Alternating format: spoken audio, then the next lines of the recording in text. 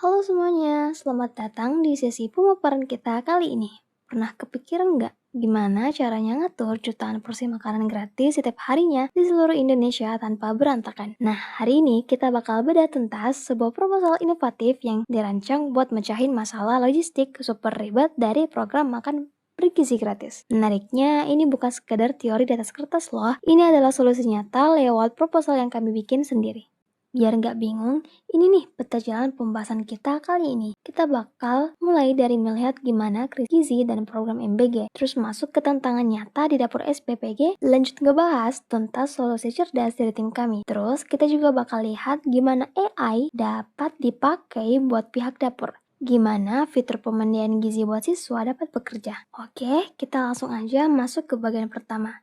Krisis gizi dan program MBG itu sendiri. Jadi gini, program makan bergizi gratis atau MBG ini punya misi yang benar-benar krusial, yaitu menekan angka stunting sampai ke titik 14,2% di tahun 2029. Buat ngapain target ini, pemerintah sampai ngelokasikan dana yang nggak main-main loh, sekitar 335 triliun rupiah disiapkan dalam RAPBN 2026. Angka segede ini tuh ditujukan buat ngasih makan 82,9 juta penerima manfaat dari ujung barat sampai timur Indonesia. Oh kan? Tapi ya gitu, mengeksekusi program dengan skala raksasa kayak gini di lapangan tuh pastinya nggak semudah membalikkan telapak tangan. Nah, dari situ kita masuk ke bagian kedua. Kenyataannya, ngucurin dana triliun rupiah langsung membuka mata kita sama satu hambatan fatal di lapangan. Apalagi di dapur umumnya atau yang biasa disebut SPPG. Kita lagi ngalamin kekurangan tenaga ahli yang benar-benar kritis nih. Bayangin aja, program MBG butuh setidaknya 10,0 ahli gizi buat ngawasi 5.000 lebih dapur. Padahal total ahli gizi yang ada di seluruh Indonesia saat ini cuma sekitar 34,553 orang. Karena kekurangan orang, akhirnya banyak operator dapur yang milih jalan aman. Mereka nyajiin menu yang itu-itu lagi, biar standar gizinya gampang dihitung dan nggak meleset. Masuk akal sih. Tapi coba deh bayangin dampaknya ke anak-anak. Menurut survei dari KPAI dan CISDI, ternyata ada sekitar 35,2% siswa yang nggak ngabisin makanan mereka. Kenapa ya? Ya karena menunya ngebeselin banget. Muter-muter di ayam, katsu, tempe, sama nasi kuning doang. Hasilnya, terjadi pemborosan makanan massal yang justru malah jadi bumerang dan ngancam tujuan utama dari program gizi ini sendiri. Ya kita tahu pengguna AI di industri makanan itu bukan hal yang baru, tapi selalu ada celah yang ditinggalin sama penelitian-penelitian sebelumnya. Mari kita bahas 3 penelitian sebelumnya biar gampang kita bandingin ya. Pertama, ada model Cranes yang pakai YOLO versi 8. Presisinya memang tinggi sih, tapi sayang, dia nggak bisa ngitung berat makanan, jadi ya gizinya tidak bisa dikalkulasi dengan akurat. Kedua, model Gonzales. Ini sudah bisa ngestimasi berat, tapi dia dirancang untuk kafetaria umum, bukan buat program pemerintah yang spesifik. Terus yang ketiga, model dari Yang, pakai cheat diet, LLM. Rekomendasinya sih jago banget. Tapi lagi-lagi ini buat diet personal, bukan buat dapur institusional yang harus ngatur menu berdasarkan inputan stok dari pihak SPPG. Kelihatan kan celah besarnya? Belum ada satupun sistem yang nyambungin antara gitu dengan gitu sih. Makanya kita masuk ke bagian ketiga nih, solusi cerdas dari tim MBG. Di titik krisis inilah kami hadir nawarin jalan keluar. Ini adalah proposal kebanggaan yang kami bikin khusus untuk ajang kami PN 8 mewakili Politeknik Negeri Ujung Pandang.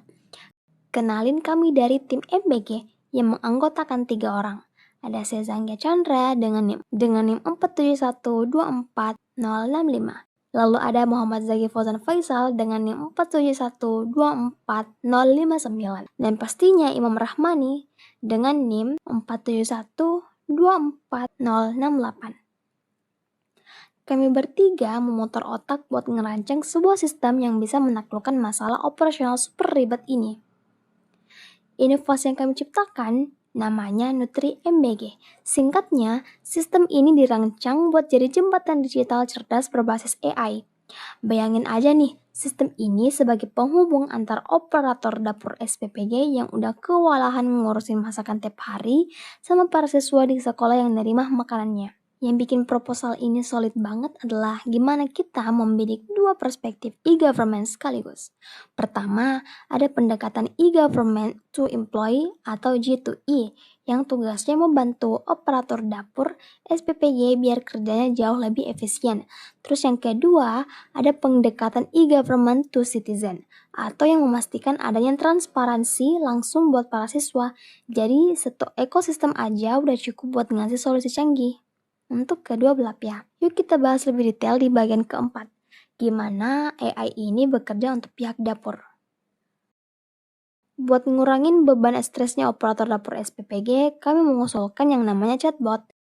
Asisten menu chatbot ini nggak sembarangan loh, karena udah terintegrasi langsung dengan Gemini API yang pakai teknologi Large Language Model. AI ini kita rancang spesifik buat jadi ahli gizi virtual yang selalu standby 24 jam langsung menjawab krisis kurangnya tenaga ahli yang baru saja kita bahas. Jadi cara kerjanya gini, daripada pusing mikirin menu repetitif yang bikin anak-anak bosan, operator dapur tinggal ngobrol aja sama AI kami. Mereka bisa minta AI buat bikinin rekomendasi menu harian yang dinamis bervariasi. Pastinya udah terverifikasi gizinya, dan yang paling penting, disesuaikan dengan inputan stok dari pihak SPPG. Hasilnya, beban kerja langsung turun drastis, gizi anak-anak tetap terjaga, dan pastinya mencegah bahan makanan terbuang sia-sia.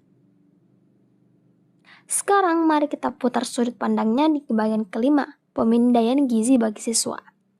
Dari sisi siswa sebagai penerima manfaat, mereka juga berhak tahu dong apa yang masuk ke dalam perut mereka. Makanya kami bikin model AI Nutrition Scanner. Fitur scanner ini dibangun pakai algoritma deep learning yang namanya YOLO atau singkatan dari You Only Look Once. Algoritma ini emang jagonya buat mendeteksi dan mengelompokkan objek makanan secara instan dan real time. Cuma bermodalkan jepretan foto aja loh. Cara pakainya simple, benar-benar semudah anak-anak main sosmed. Siswa tinggal buka aplikasi, terus arahin kamera buat nge-scan nampan makanan mereka. Cuma dalam hitungan detik, AI bakal langsung memisahkan visualnya secara otomatis. Mana yang nasi, mana yang daging, mana yang sayur. Habis itu, sistem bakal ngira-ngira berat masing-masing lauk dan langsung mengkalkulasi presisi kalori serta nilai gizinya secara akurat. Kalau kita perhatikan baik-baik, kejeniusan sesungguhnya dari proposal yang kami susun ini ada di siklusnya, yang saling melengkapi. Di satu sisi, pihak dapur dapat asisten chat yang super duper pintar, yang bikin kerjaan efisien dan anti mubazir. Nah, di sisi lain, siswanya dapat alat pemindai canggih yang ngasih transparansi objek soal hak, nutrisi, dan makanan. Mereka semua terkoneksi dengan rapi.